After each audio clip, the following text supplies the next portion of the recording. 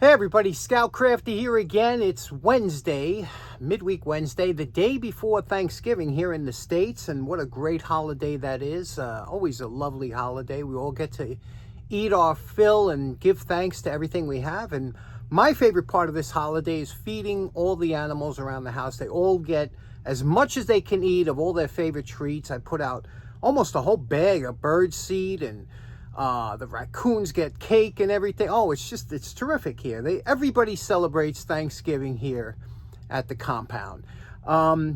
We have a nice project to do today. A wrench that I've been wanting to do for a while. I think everybody, if you're a collector, should have one of these. So let's get right to it. What do you say? Okay, for today's project, like I said, if you like to collect tools or something, this is a tool I think you should really try and put into your collection. It is absolutely a beautiful tool. This one here, they call these wagon wrenches. A lot of them called combination type wrenches. Bemis and Call was the one that was famous for making this style. It was Stephen Bemis and Amos Call started their company in 1840s, and again, back then, you were dealing with a lot of wagons, things like that. Eventually, they started making different wrenches for automotives when the automotives came into play. But now when you look at this wrench, it's just such a well-made, very heavy wrench, very nicely made. They used to use them on the railroads a lot, and this one here has a few markings from the railroad. Unfortunately, it's got some damage here from when it was beat on. A lot of times people would hit from the side, and the reason they do that is because if you're in a tight area, you can't use it this way to tap, so they'll turn the wrench sideways to get, and you see that a lot on hammers too. That's how you do it if you work for a living. Here are some of the markings. You see B and C, and you see CM and St. Pry over here, whatever that means. And it's in not bad shape. You can see here the handle had some issues with it, but these really come apart nicely. This one's a little tight. You can feel here it's tight opening and closing. The handle's a little bit loose. We'll address that. And these do take a little bit of time to do because, to get in there. So to take it apart, what's so nice about these wrenches, you can see here how easily this comes apart. Screwed on here, the handle comes off. Looks like it has a little bend to it. We'll straighten out on the dake. And you can see here, you see the damage here on the side, again, from the wax. And then, the normal rust and whatnot. So let's get to it. Beautiful wrench. The last time I did this was 2 years ago. I did one of these. Came out quite nice. And that was given to me by Juan Marquez. So this one here, I picked up along the way. I want to do another.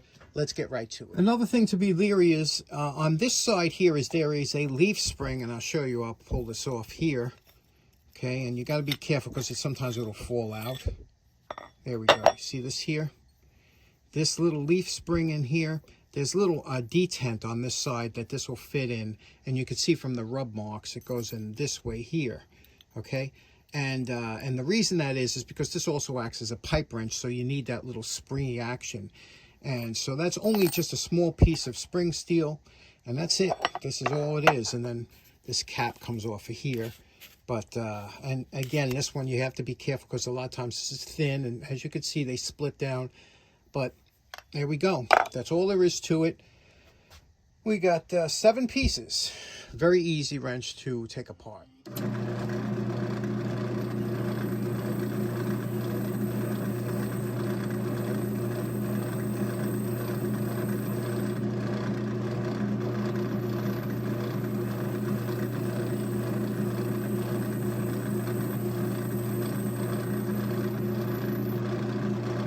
Okay, here's our post wire brush evaluation. You could see here, it cleans up nicely, you could see this was a used wrench, you'll never get some of this back, but it'll look presentable when we finish with it. Inside and out, all the threads have to be cleaned out. We'll go over it later on with 50-50, things like that, to clean out the threads to get them to work really nice. But you can see, again, we do this to see what we are going to hit with the flap sander, what we're going to do with the belt sander, what we're going to leave. You can see here the pitting over here. You can see over here we cleaned up some of this area here with the wire brush, but there's other areas here like this back piece. That's all banged up. We're going to have to kind of reprofile that to make it look nice. And this we're going to probably put on the lathe and try and give a skim coat on here, because this is really kind of beat, but it's a nice piece of wood. You know, I'd hate to make another piece when you have this one. And then of course here, this is the real damage. Here is, you know, where it was banged up, and getting that line straight in here, this curve in here, that's a little bit of a challenge. Getting all this out of here, you can't, you know, it's flat, it's banged in, it's not like it's banged up, you can hit it with the hammer. So again, a bit of a challenge, but that's what we do here, that's what we enjoy, right? So let's go to the dake now and straighten this out, because you can see there is a bend to it. Let's see, it's bent down. You see over there, it's bent down. Let's go to the dake. Everybody's favorite, the dake. Let's check out the setup here, what we're going to be doing. So here's the bend here, okay? Now this should have to, obviously the side has to come up a little bit. You could see it when you hold it down this way. You can see it's kind of canted to the right. So what we want to do is we're going to put the threads over here supported by a block of wood, and over here we're going to support here with a block of wood. We might want to raise this up just a hair, and you could do that with a thicker block of wood here. But what we're going to do now is when we press down, remember, metal always wants to find its way back to the way it was before the bend. So I think the bend is right in this area. Let me move this over right about here. So let's try that. Okay, so that looks about good. Bring this down here. And there we go. I'm making contact. Bring it down a little bit. Now, if you feel it trying to, like this is twisting out of my hand a little bit, turn it before you go any further. There we go. Bend it down a little. This is not a hardened material, so don't go nuts. This is a soft material, actually. It's meant to bend. So don't go crazy, because if you do, you'll overbend it the other way. But you see how quickly that came back. Okay, we have it almost straight this way, but if you notice this way, it's got a little bend to it also. You see, it's bending up. So we have to put this over here like this and give it a little two-step here. Let me loosen it. There you go. Again, this is malleable steel. It's not hardened at all. So don't crank too hard on it, and just work it back and forth until you get this perfectly straight. Now we're going to work on the handle real quick. Now these handles usually are split somehow, because again, with wood and steel, wood contracts, expands. It's a press fit on here. You see how that goes up here, and you see how tight that is up here like this, and you see it opens up the crack. So that means this wood shrunk down and dried out and cracked. And now if you tried to glue this like this, you'd never get the handle on. But what we're going to do is we're going to take it over to, we want to clean this handle up.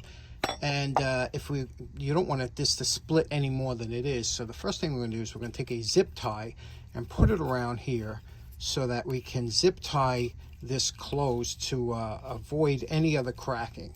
And then I'll show you what we're going to do over at the lathe. Okay, we're here at the woodworking lathe. Now, how do we hold this section here? Because the hole is what you have to go by, and then we'll turn it around the hole. So what I found is I have this twin Morse taper adapter. It's the same Morse taper on both, so we could put it in here like this. Okay, now that'll fit in here, and then we could slide this over the edge like that, and then we could take the tailstock with a rotating, you can see here, let me get it over so you can see it here, and we'll move it up. Now this is a spin, and when we turn this on, and I didn't tighten it up yet, but when we turn it on, this should, yeah, see how that spins pretty true? Now we just can clean that up without too much worry. Okay, now our hope is we're going to take a tool here, and we're just going to skim across here, and we're just going to get rid of a lot of these cuts and things like that, and then we can hit it with sandpaper, but just to get this handle cleaned up a little bit and still use it.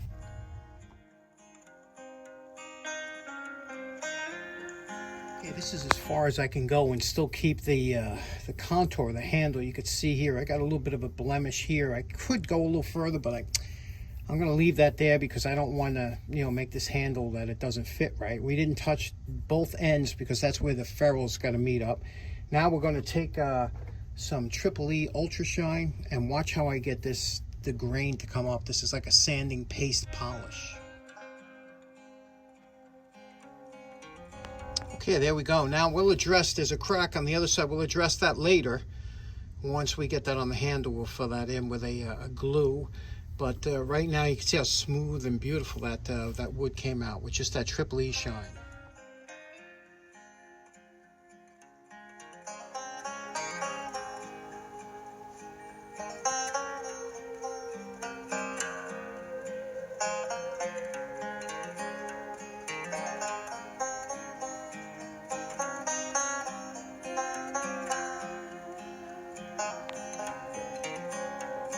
Okay, let me show you how we're going to fix this crack in the handle now. Okay, what we want to do is you want to expand the crack, and I'm using this is a Morse 2 taper, just happens to fit nicely in there. And you can see you're going to push it in. You don't want to extend this crack, but you want to open it up, okay? When you get that crack open to about there, if I go any more, I'll just extend the crack. Now you're going to take some glue. I'm using some tight bond, and you're just going to put a bead right there. Okay, right on the crack. And then what you're going to do is you're going to use your finger and you're going to push it into the crack. Okay, just push it in. It'll get in there. Just work it in like this. Once you get that worked in there, okay, then what you're going to do is you're going to pull out the mandrel, and you should see it balloon out. You see that? You see how that glue popped out of it? It's just what you want. Now you're going to wipe off the top, just the top here, with a damp piece of paper towel. And you could put either a zip tie again. Here I'm going to use a rubber band. Okay, wrap it around a couple times. That'll keep it nice and tight. Okay, and then what you want to do, now this is tight, as tight as it's going to get. Again, with that damp piece of paper towel, wipe off the excess glue, just like that. Wipe it off. And now when this dries, that even though you see that crack, that is not splitting anymore. That's solid. The glue is in there, and you could see it on the inside. That's the key, okay? When you see the glue on the inside, that's how you know. And you can take a Q-tip, wipe that excess out. Bob's your uncle. Now, you know my favorite part. Remember what this Bemis and Cole combination wrench looked like before we started? And we're calling this project done. Oh, what a pretty wrench this is, isn't it? Remember now, these wrenches were popular in the mid-1800s. This one probably dates back to the mid-1870s or something. They ran up to the early 1900s. By that time, they started switching over. But this design is just a classic design. And, you know, they're quite popular and expensive, too. You know, when you go to try and find a wrench like this, you know, I've seen them. They average between $35 and $40 on eBay and somewhat, you know, decent condition. If you find a real nice one, it's going to cost you upwards of $60 or $70. And you can see what we did here is we took this down to kind of a presentation wrench. This is what I think the wrench looks its best as. This is the original color of the handle. You can see we got that back, and that handle is pretty much beat up, you know, and there's that crack, but you know, that's fixed now, and 2 coats of shellac on there, along with a little gun stock, and then we waxed it. You can see the back here. Remember the back? This is, again, a darling wrench to operate, to play around with. Now, the other one I had has just a nut up here. Later on, they came out with just a nut, I guess to save on metal. But what's so interesting about this wrench is when you look at it, it opens up much further than you would think, because that pocket under that nut slides over the top of the handle. And I'll show you as I lower it down. You can see the handle will go into that. And this is the one you want to look for. This is the more desirable nut to have on these wrenches as compared to this one over here. That was a later model. You see that? And but this one here is much more desirable and attractive. But you see here, and pardon the oil, let me wipe that off. How much for a small wrench. Look at what kind of width you get on here to get onto a nut or something like that. So that was why they were so popular. And again, this one works really nice and smooth now, whereas before it was kind of binding up. I oiled it. I got some mineral oil in there. That's what you're going to see over here. A little bit of mineral oil to lubricate it and protect it when I store it. And look at here. Let me just close it up, and you can see how nice this sounds. It's solid. But you see how we did all the edges here now? Even from the factory, they didn't do that. It was kind of sharp from the factory. All the edges are done. The back, the front, all here. It's just lovely, isn't it? It's such a beautiful wrench. One that you would really enjoy hanging onto the wall, or, you know, as a wall hanger. Because every time somebody sees one of these, they lift it up. They're surprised at how much this thing weighs. And just an enjoyable wrench to use and enjoy. Okay, so in closing, that was a fun little project, right? Always love those style wrenches, you know. 100-year-old wrench, still as beautiful as the day it was made. I hope you all have a fantastic Thanksgiving. And don't forget the little critters outside. Don't ever throw any good leftovers out in the garbage. You can always toss them out. Somebody will find them out there. Thanks so much for tuning in. Take care. Have a nice day. Enjoy your holiday. Bye-bye.